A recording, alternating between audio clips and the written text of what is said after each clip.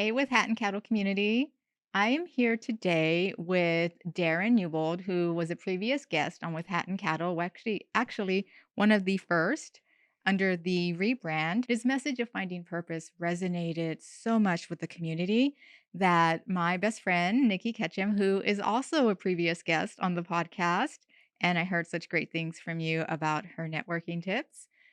We decided to take the assessment, and it's not surprising because we did a color analysis together and we are actually wearing the denim that suits us both today, which again, Wonder Twin powers activate because we both didn't realize we were planning to wear denim today. And so, shout out to Bianca. I'm actually going to link her in the show notes because other people should take their color analysis as well if they can. Yes, thank you, Bianca, for making everybody look like their best self. Right? That just helps your presence when you enter rooms. You have no idea. Well, You sounds do. like I You missed do. out. I mean, we're gonna get you connected with Bianca, but Nikki and I decided to take the purpose factor assessment and the Enneagram one together, and she has boldly, yes, pun intended, decided to sit with us and sit with Darin, and we are going to go over our results. So we are doing something completely different today. We're actually going to walk you through if you decided to take this assessment for yourself, or these assessments for yourself, and speak with Darin. Again, we're going to link all that information in the show notes. This is how that process would go. So, without further ado, Darin's actually going to take the stage mainly for this one. I get to sit back and relax. Well, we'll see about that. But thank you so much, Dani, and thank you, Nikki. I really appreciate this. This is a great opportunity. And what I did with the Enneagram and the purpose factor really put that together along with all the knowledge and things that I've learned over the years, having had an executive coach myself and working with others, is really brought that together and created BoldGPS, which is your bold guided purpose system. And so with that, that's that combination of knowing yourself and having that clarity. This is a little bit of what we talked about before, knowing yourself and having that clarity, which is the Enneagram, that map of who you are. And then the lighthouse on the hill with the direction is your purpose. But that being said, the message still resonated. It came back to purpose.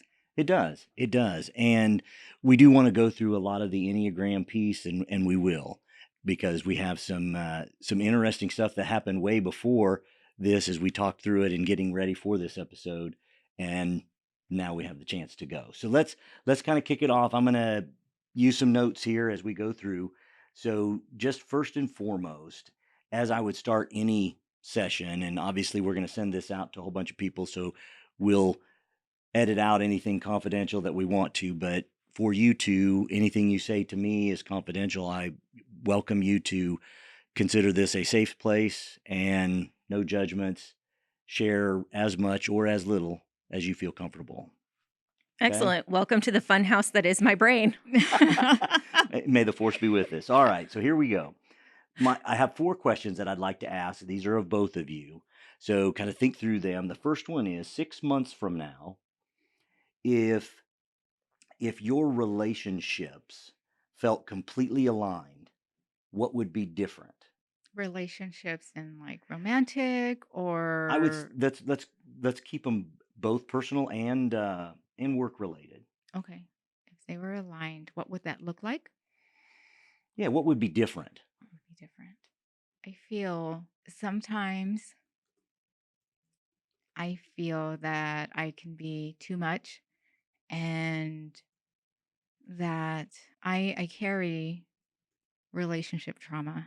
And like my therapist has pointed out, you can't heal relationship wounds outside of a relationship because we don't sometimes even know what's going to trigger us until it happens. And I would, 6 months from now, everything's aligned. What would be different? My emotional intelligence would be a bit stronger. I wouldn't feel so reactive. My could tell myself it's safe here, it's calm here. Because sometimes I get in a mode where, again, I've done so much therapy, but she'll say, you're looking for alligators. And sometimes there is no alligator. And it's a lot better. Don't get me wrong, because I've done the work. But every now and then that old Dani comes out and it's like, oh, there's an alligator and now I want to run away and I want to protect myself. I'm going to get hurt again and I don't want that. And because when that happens, I can put myself in a dark place and then I don't want to leave. Gotcha. Okay. Yeah. Nikki? For me, it's a little bit twofold. On the work side, I feel like it's so important to better understand your blind spots because those people, especially if you're a leader, those people tend to be so they feel like they don't have the freedom or the space a lot of times to be completely honest with you. And so you can find yourself in a position where you're not growing or you don't know what the disconnect is because you don't have that same level of openness with people that you work with that you would in your personal relationships. There's a little bit of that I'm looking forward to working on in my personal relationships, especially because I want to be more understanding and I want to be more empathetic to those that I surround myself with. I know I can oftentimes be very, I'm going to say I can be very task oriented. And sometimes that leads me to be, hey, I need to take care of these things before I take care of these people, or I'm taking care of these things even before I take care of myself. And so trying to better understand where I'm at as a person and what's driving my decision making and how can I show up as a better person of, both for myself and for those people I surround myself with.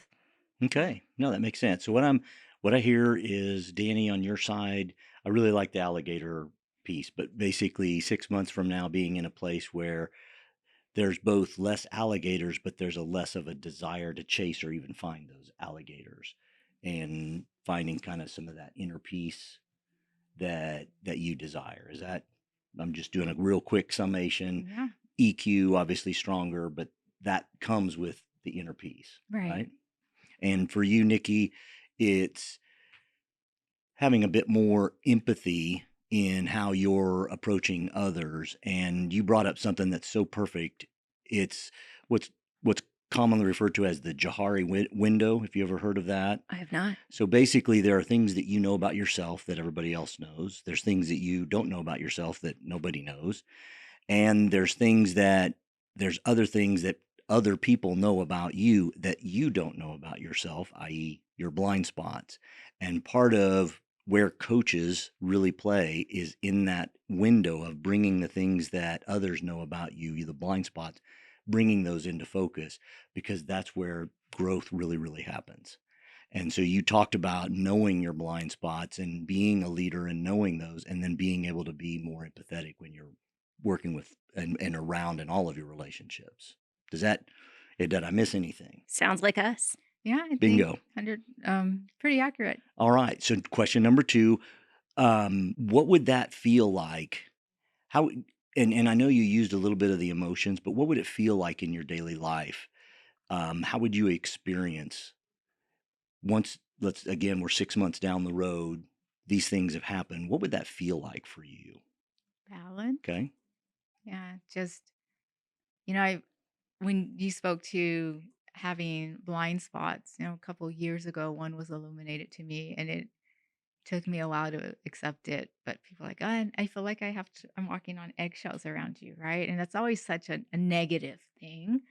And it's because I live by my emotions. And so I feel I'm I feel that that's always going to be me.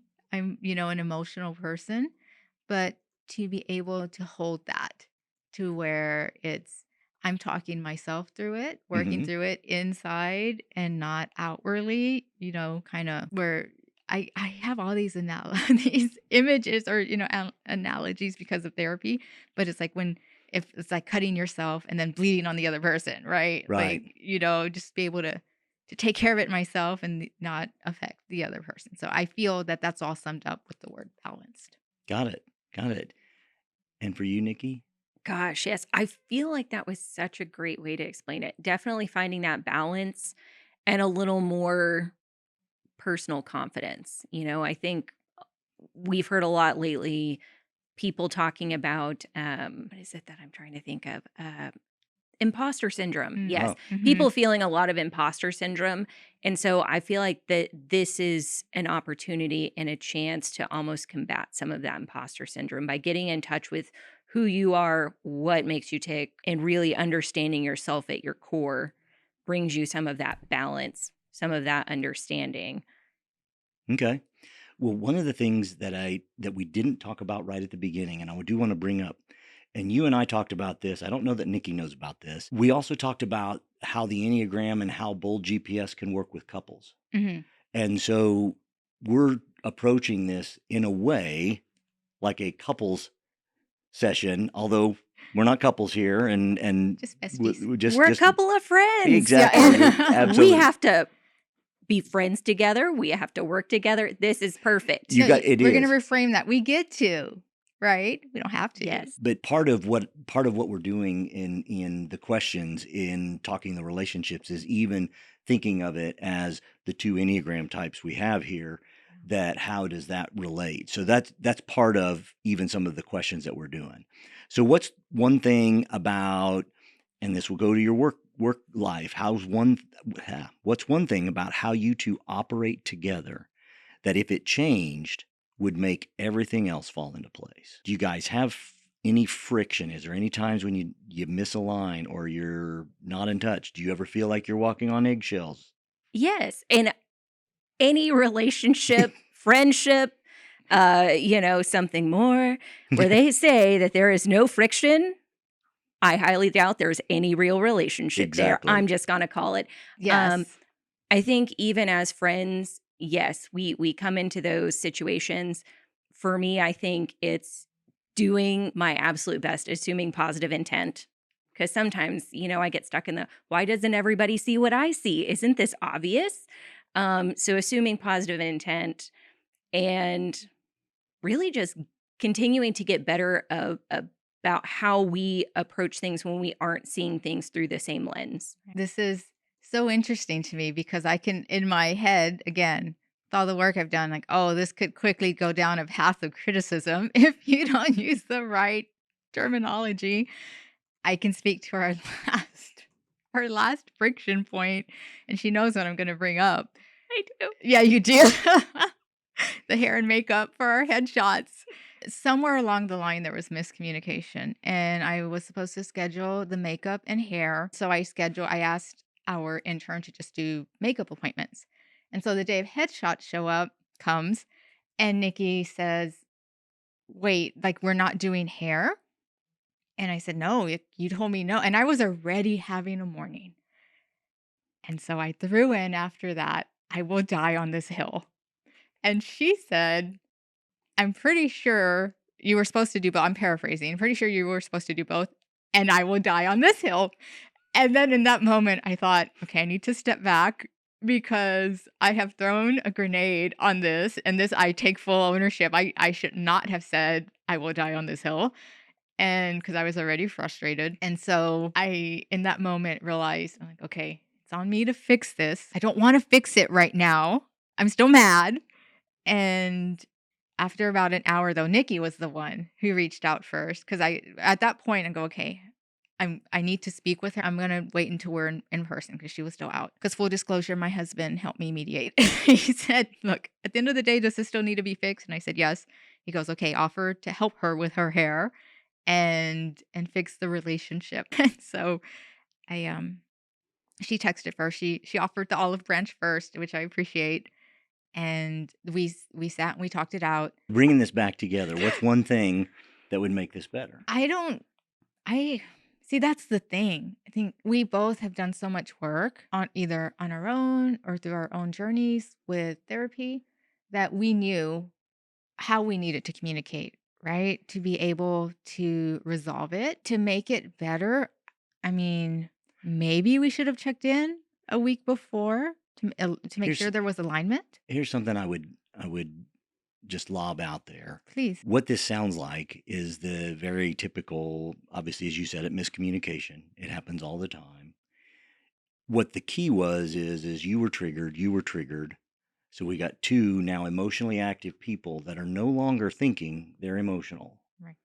And so it's those moments where we can make a change. And in 6 months, the idea is this is where the change can happen, is being able to recognize the trigger, create our own pause, the pause long enough to recognize, question it, reframe it, and then be able to come back and say, okay, here's how I see this. We need to solve this. How best can we solve it? And let the emotion take its course and go. That's how we can make this better. And so it's really decision making. It becomes putting you in a place where you can make a different and a better decision in that moment. Does that make sense? It sure does. Yes, that makes perfect sense, especially for, relationships. Anytime people are seeing change in their lives, because that's when you don't know what to prepare for, what to practice. It's, when things are different. That was us that day. Things were different. We were trying to get ready and go and get hair and makeup done and do headshots. And, it's a different path we had to figure out and navigate. And then, yeah, we both had those triggers. Last question as we kind of bring this together. And I do want you to think about this both as working together and then think about it kind of on your own as just an individual in yourself. But when you're operating as your best selves, what does it look like for both of you working together, and then for yourself individually in your personal and professional life? I would like not just Nikki, but my coworkers. I think I know one of them I can think off the top of my head who has no problem telling me how she feels. But I would like for them to be able to tell me how they feel. I do recognize sometimes I can tell at this point when Nikki's annoyed with me, but she won't say it. And so then I'm either point blank will be, "Hey, what's bothering you?" Because if you don't tell me, I can't fix it, or I just let it write itself out, depending on how I'm feeling. But I do wish just people to feel more open and easier about coming to me and letting me know, like, hey, this you said something that triggered me, and one that I not take it personally, and that I can hold space for that and understand I'm not perfect. I feel that would go such a long way. I would, yeah. Okay, so do you find in those situations, well, what's the reason people typically don't bring those things Oh, I'll to start you? crying. I'm a big baby. Okay, and so then they'll feel it makes them feel responsible. Mm. Interesting. Okay, all right, Nikki. Mine's a little bit the inverse. I want to get better about talking to people about what's going on and what's happening. And part of what I've been figuring out on my own journey in therapy and in my relationships, I have figured out I am not great at identifying emotions. I really just like to put it in a box and ignore it and not deal with it. And I want to deal with tasks. We talked about last time. My office is the office that now has tissues because of Dani. I laughed whenever she talked about that On the during other your last podcast, yeah, I remember conversation. that. Yeah. So it's my office that now has tissues. And so it's identifying things like that has been difficult for me. So being able to identify those things, identify triggers, and be able to better communicate those to people so that we can deal with, not seeing eye to eye in a healthier way. Okay, so what you've really, out of these 4 questions, we've identified, hey, there's blind spots that we want to recognize and be better with. We want to understand ourselves and that emotional intelligence. And it's interesting, and we're going to hear a lot about emotions today and feelings, and there's a reason. It's both of your types.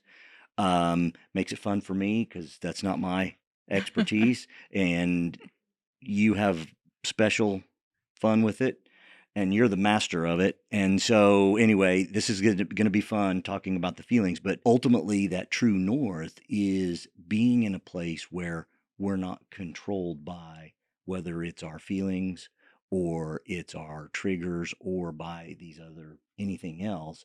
It's being able to be our own person and walk in our own way and make the best decisions possible.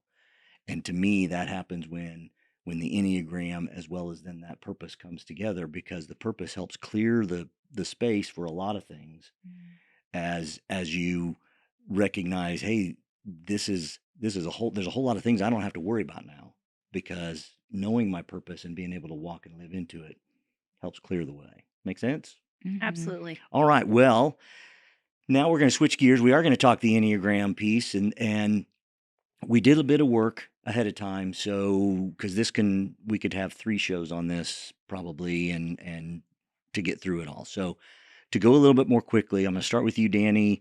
I know we feel pretty strongly that you're a 4, you've been a 4, and you know that. I know you kind of dabbled with the idea of, hey, the type 9 or even the type 2.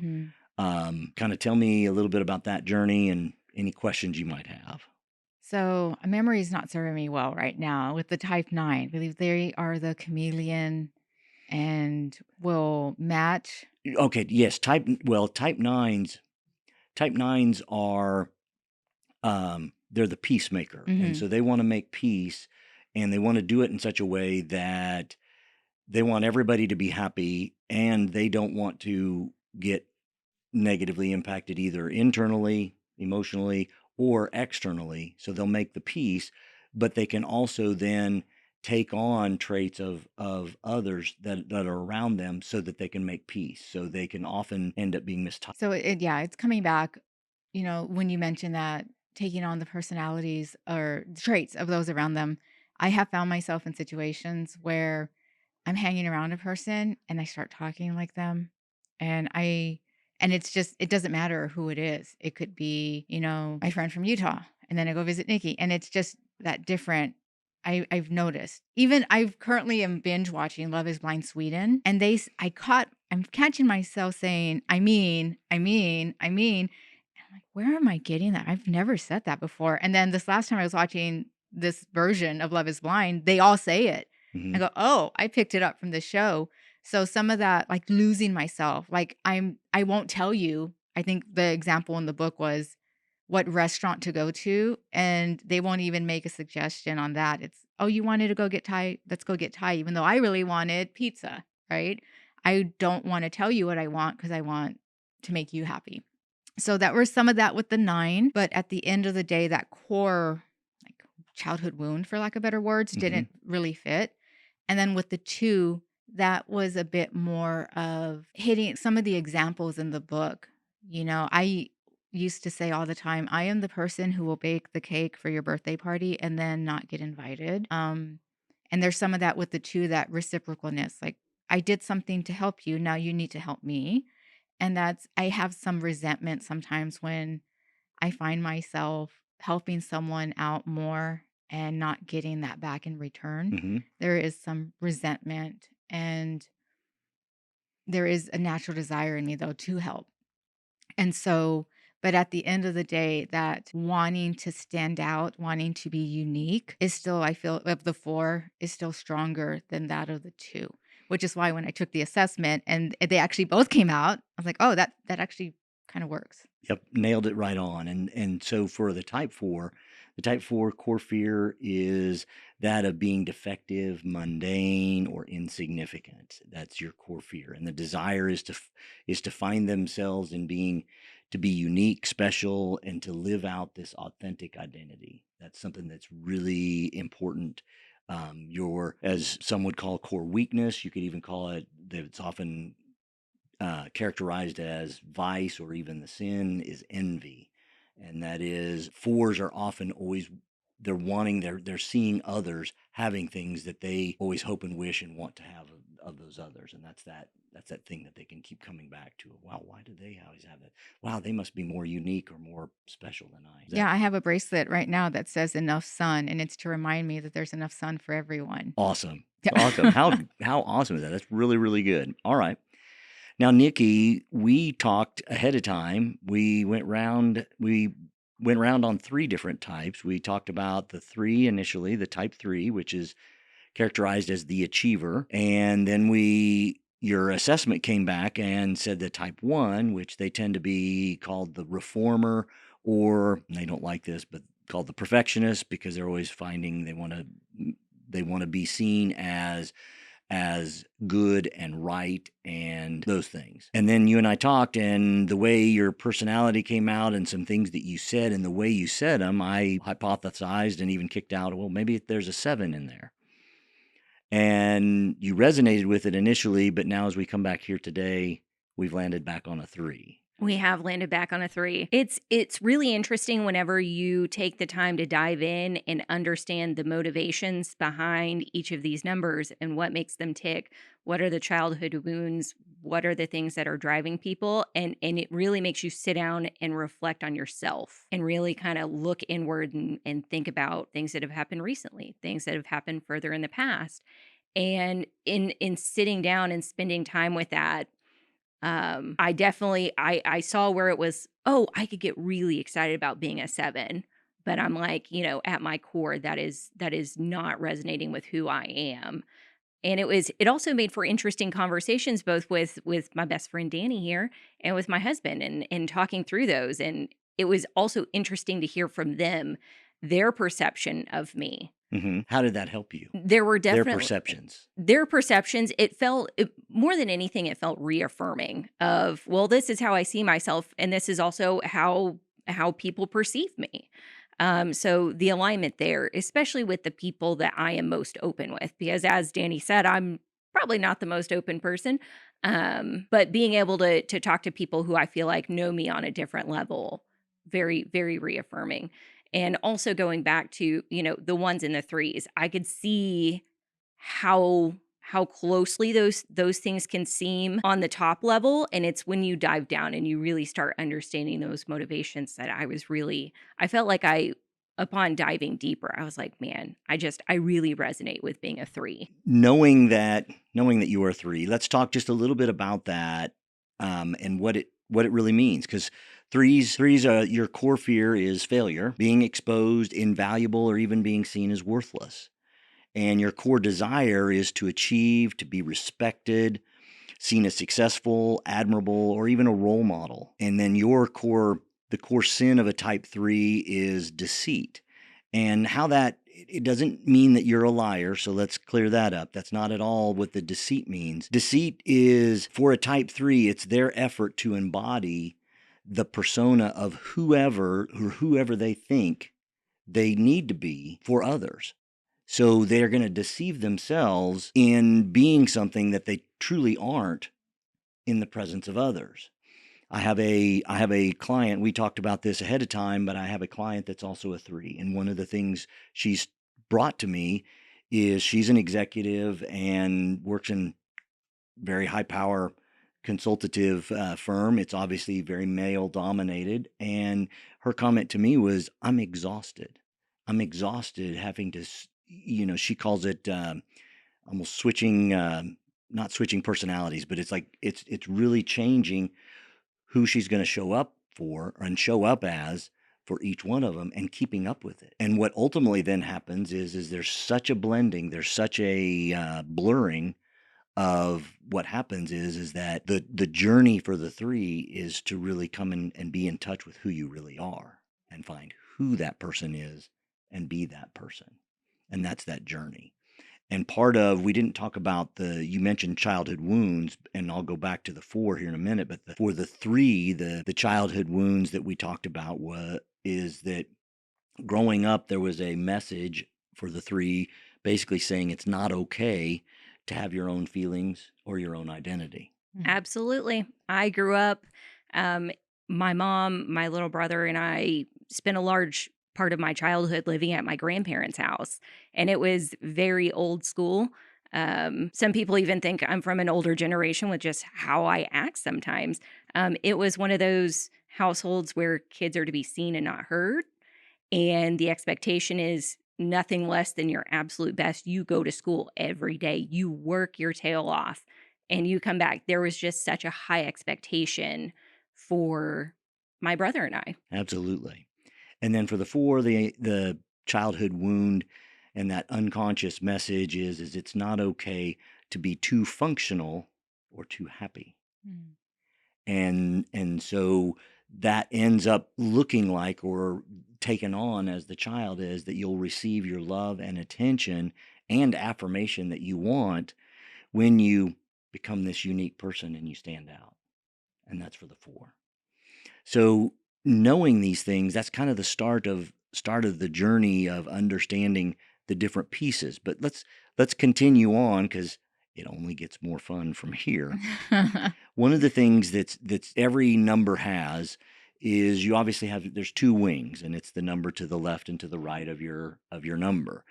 For you, Dani, like the 4, your wing is pretty obvious. If you're not aware, it's very obvious. You definitely have a strong 3 wing. It definitely helps you guys interact, obviously, because you take on many often pulls from that 3 wing in how you operate.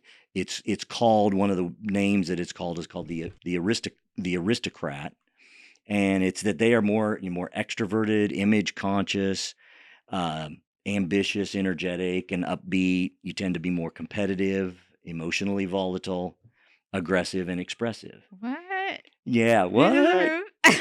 So, and it's interesting because in my interactions with you, it was hard for me to see until we got into some of the conversations. It was hard for me to see the 4 in you, because there's a lot of that hey, I'm gonna be these other things, and that's how you operate. That actually feels so much like me.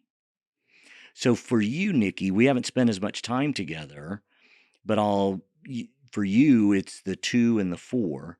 So you can kind of go, and doesn't mean that you have a dominant wing. You may not. You may not even really relate, and hey, you're just a solid 3, and there's nothing wrong with that. One of the nice things is that we have all of the numbers inside of us. All of us do. And so part of our journey is to be able to incorporate the best and the healthiest as we can through all of them. And that's where the therapy that you've done, the coaching that I do, and in helping leaders and teams and what they do, that's how that can make a difference. So for you, a 3 with a 2 wing is referred to as the star. So they're warmer, more encouraging, intimate, sociable, charming, enjoy being the center of attention, and can be seductive by manufacturing the image of being kind, selfless, and helpful. They tend to champion others' success. Now, on the other side, on the 4, the professional. So they're more focused on work and success. They're more sensitive, introspective, artistic, imaginative, and pretentious. They tend to feel very torn between projecting a pleasing and admirable image and being their authentic self. Oh yeah, that one right there, that's me. With my background, I do so many things that are tied into being creative, and it's figuring out that balance of, okay, what do the people want? What do I want? So here's the fun piece of this. We've got a 4 with a 3 wing, a 3 with a 4 wing. Wonder You Twins guys, powers activate. yeah, yeah, when do you hit bump fists here and change? So staying on the 3, the interesting piece of the 3, now 2, 3s, and 4s are all in the triad of basically the heart center, okay, or the feeling triad. They're also the sacred wound for the 2, 3s, and 4s is grief or shame. And so that's how, as we were talking earlier, that's how as kids, kind of breaking the emotional umbilical cord from our parents. In doing so, that's done with a negative emotion, and there are 3 primary emotions, and for 2, 3s, and 4s, that's grief and shame. For the 5, 6s, and 7s, that's fear. For an 8, 9, and a 1, that's anger. And so those are the 3 primary ways, and then there are 3 ways that those show up. So they either show up, we either internalize that sacred wound. So for 2, 3s, and 4s, they're going to either internalize it, or they're going to externalize it, or they're going to be the bonus plan of they both internalize and externalize it. And so in the case of the 2, 3s, and 4s, the grief and the shame, 2s externalize it, which causes them to be the helpers. They want to help everyone, and that's how they move past their shame. 4s internalize it, and so they're focused on being unique and special and doing all of those things. Whereas the 3s both internalize and externalize it, and so they want significance and identity, but they also struggle then also with shame and hostility in that whole process. And so it does create this bit of a dichotomy and an internal challenge that can sometimes come up. But you're definitely both in the hearts, in the feeling center. So that's why I said earlier, we're gonna have a lot of feelings going on here as we cruise through this. But we don't want to get too much more into the weeds on the Enneagram. But as far as we've gone up to this point, what questions might you have, and kind of how are you feeling that we know your types, you know a bit more about them, and starting to maybe, as we look back at those 4 questions, kind of start to look at and open up the idea of, hey, there are some things that maybe I didn't know about myself that now I do.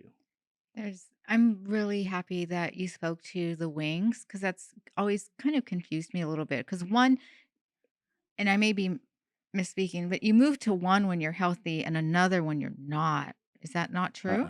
No. Okay. No, we can talk that if you want. Those are called kind of the lines, basically Yes. Okay.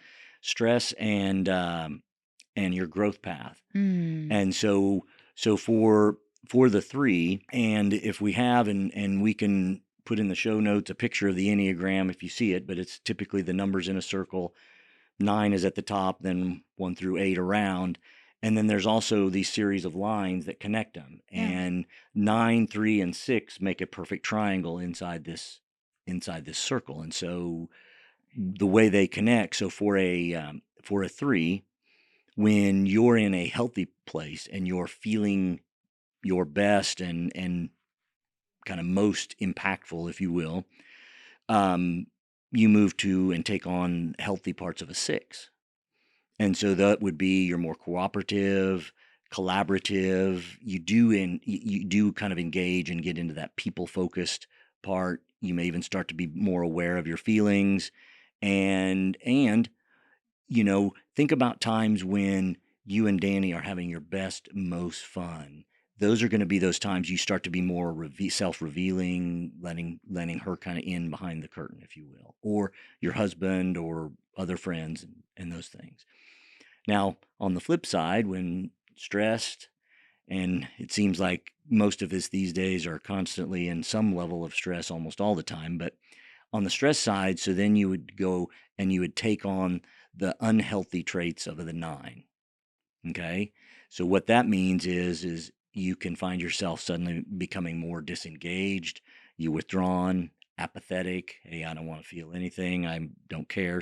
And for a 3, this is the scary part, because 3s rarely self-doubt themselves, but you would become self-doubting. Wow, I don't know if I can do this. And there's going to be a desire. You're going to have reached a point where either achieving hasn't worked or getting stuff done hasn't worked, and you just need to veg out. And it's like, hey, I'm going to go binge watch something and sit on the couch and not do anything, which is very probably non what you would normally do. Correct? Correct. Oh, it's like I feel like you have a secret camera in my house. Yeah, You know what I'm right? doing. Right? I am wondering, for those people that feel like there is a number that is less than, how do you approach and talk about that? For example, a lot of us know the zodiac signs, and you have people that go, ugh, cancers, they're awful, can't stand them, they're terrible, it's the garbage people of the zodiac, and I think people have some a little bit of prejudice when they go into these things. So how do you talk to and address those? That is an awesome question, Nikki. I'm so glad you asked. And it's so important in the work that I do and in any time talking about the Enneagram. One of the big things, as you noticed in the typing, I didn't tell you what your number was. I may have suggested, because I'm going to give you some ideas and give you some ways to think, but I can't tell. And the Enneagram, what I really love about it is that it gives you the good, the bad, and the ugly. And it has a built-in therapeutic piece to it, because just with every number, it has a built-in descriptions of what you're like, just for that number, what you're like when you're knocking it out of the park, when you're healthy, when you're just getting by, and when you're unhealthy. And so there is no one better number than the others. It's not uncommon when you get people together in a group. There can be some biases. People will often say, "Ooh, I wish I was that number," or "Man, I'm really glad I'm this number. I'm not going to be any other number." But at the end of the day, the world needs all of them. We need all of the numbers, and they all bring their own unique, special things. If you think about a world without fours, we'd have no Bob Marleys. We'd have no art in the world. We'd have no beauty and that significance and uniqueness. We wouldn't have it.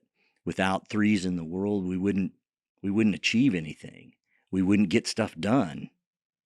People would be going around. And even you look at the 9 as the peacemaker, and you could argue, some might argue, wow, that's kind of a tough one, because they are the lowest energy. They have the lowest energy of any of the numbers on the Enneagram.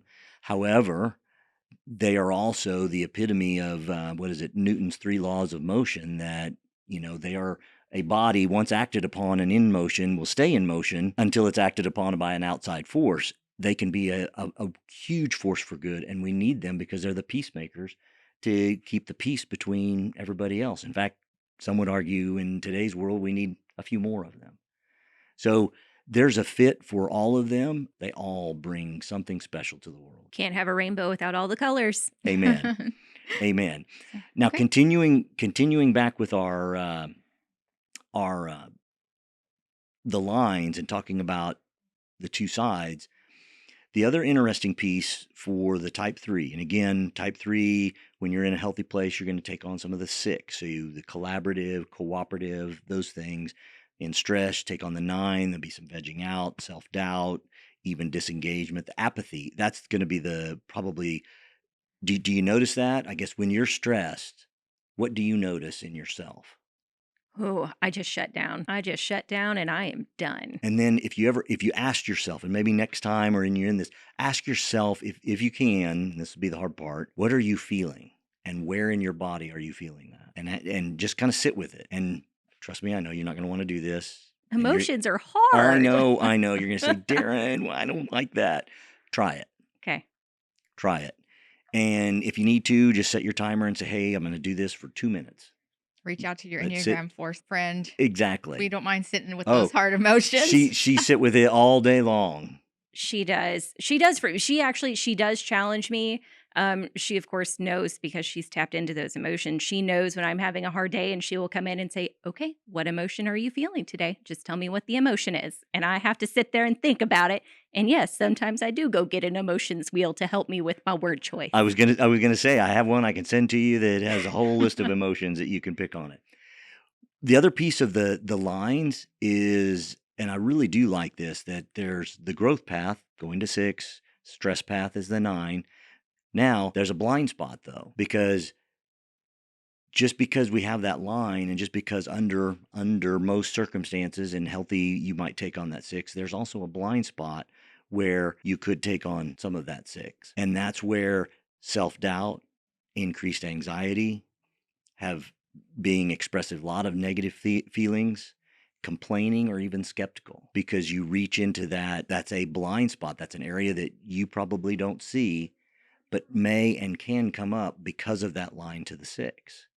And then the missing piece and the really kind of where some of the growth can happen is leaning into the healthy side of the 9 instead, where now you're focused more on the present moment and not so focused on the future. 3s are very focused on the future, much like the 7s.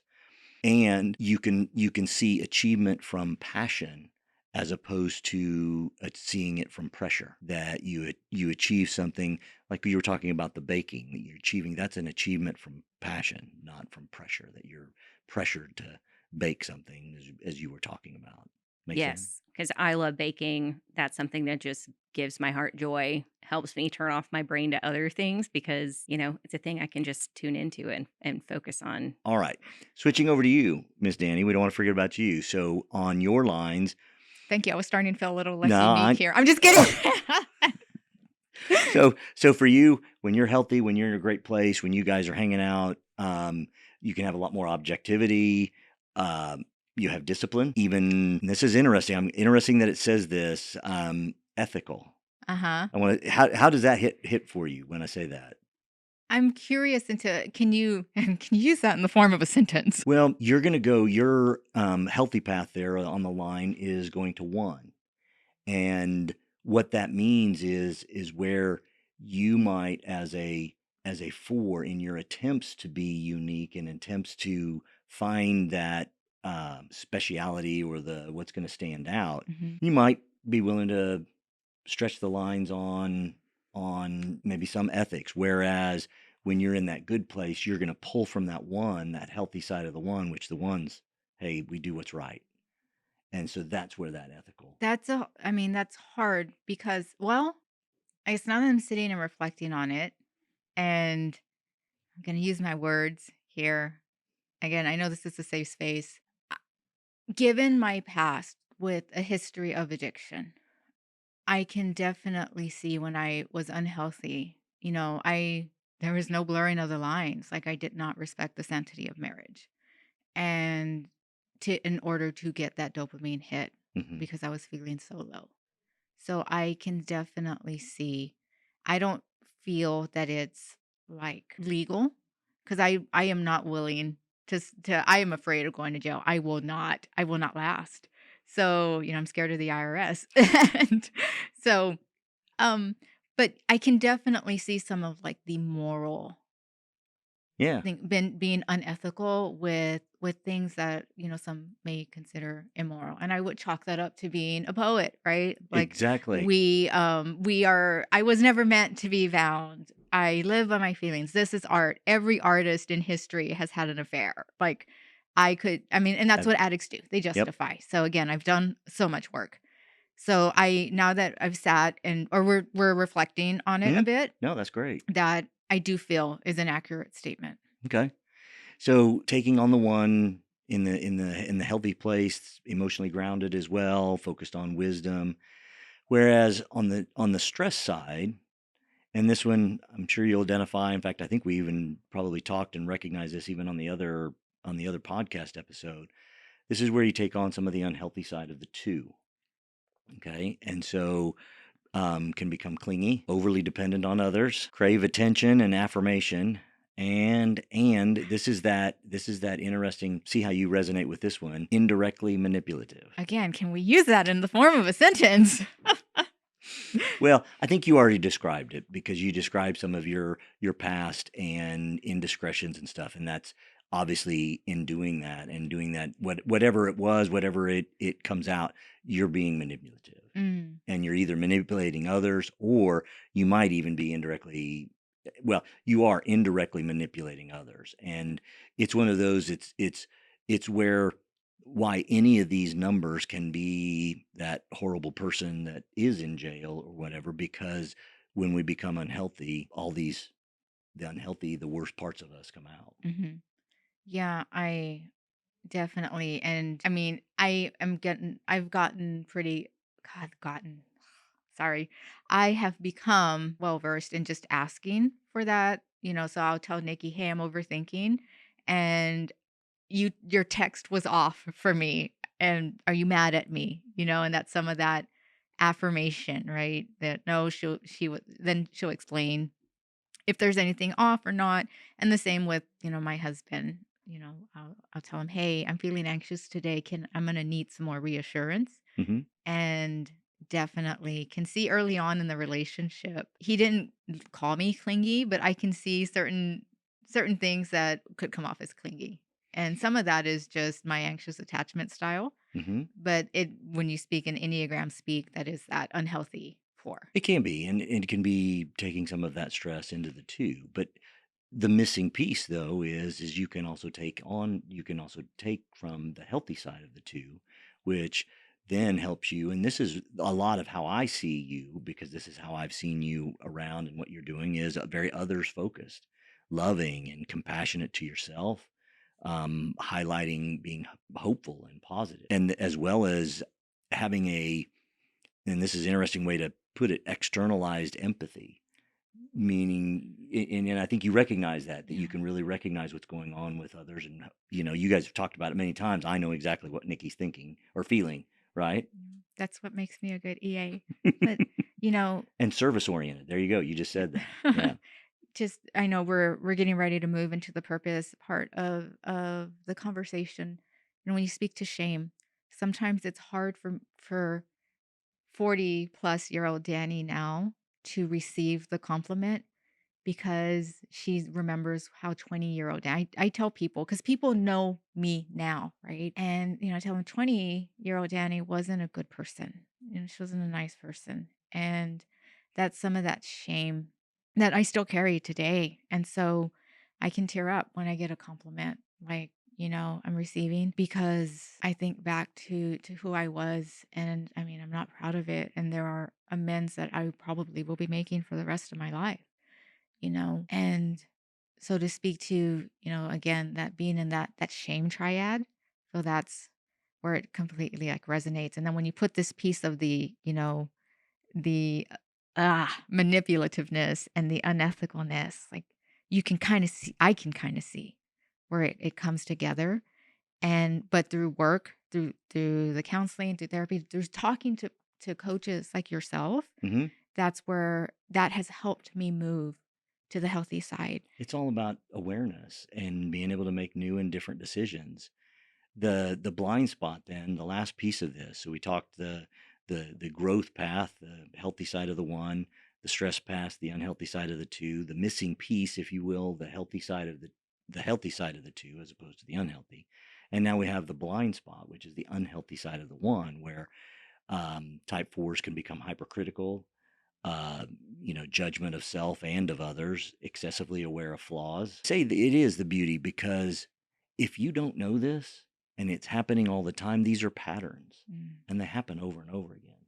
And our journeys, all of our journeys, is to help us know that we are enough and that we're on a journey of getting better. And hey, none of us probably like our 20-year-old selves, or even for the type 7 who can find fun and happiness in pretty much anything.